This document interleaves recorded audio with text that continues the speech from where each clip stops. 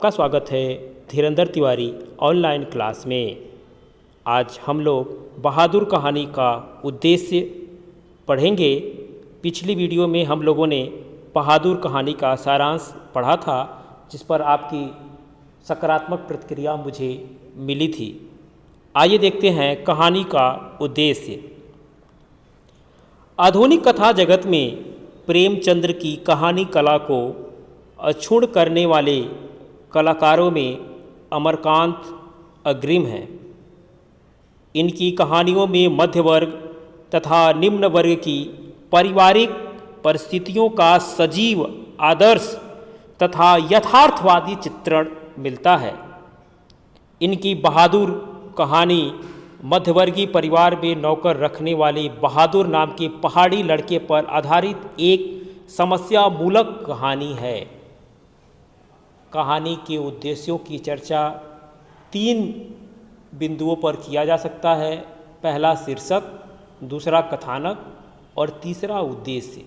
तो आइए सबसे पहले देखते हैं कहानी का शीर्षक। प्रस्तुत कहानी का शीर्षक लघु, आकर्षक, सरल तथा सार्थक है। कहानी की कथा इसके प्रमुख पात्र बहादुर के चारों तरफ घूमती है, अतः शीर्षक की दृष्टि से बहादुर कहानी एक सफल रचना है। अब देखते हैं कथानक। प्रस्तुत कहानी में लेखक ने समाज के वर्ग भेद को उजागर किया है। बहादुर 12-13 साल की उम्र का एक गरीब बालक है। वह एक साधारण परिवार में नौकर है, जिसका मुखिया स्वयं लेखक है। प्रारंभ में उसका परिवार पालतू पशु पक्षी की तरह बड़ा आदर सत्कार होता है और वह भी बड़ी मेहनत और लगन से कार्य करता है बहादुर।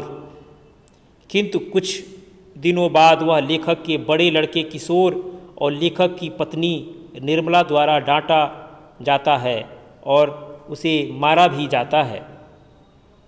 उससे अपनी रोटी सेकने को कहा जाता है।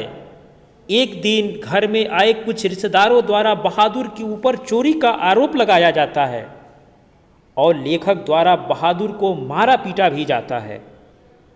पत्थर की एक सील टूट जाने से समस्त परिवारजनों के द्वारा उसे डांटा जाता है, पीटा जाता है, दुर्व्यवहार किया जाता है, जिसके कारण वह घर से भाग जाता है। वह अपने साथ घर का कोई भी सामान, यहाँ तक कि स्वयं अपना भी कोई सामान लेकर वह नहीं जाता। बहादुर के चले जाने के बाद परिवार के लोगों को बहादुर के गुणों की अनुभूति होती है और वे अपने द्वारा उसके प्रति किए गए मानवीय व्यवहार पर पश्चाताप करते हैं। कहानी का कथानक रोचक, सुगठित, संक्षिप्त तथा समस्या प्रधान है।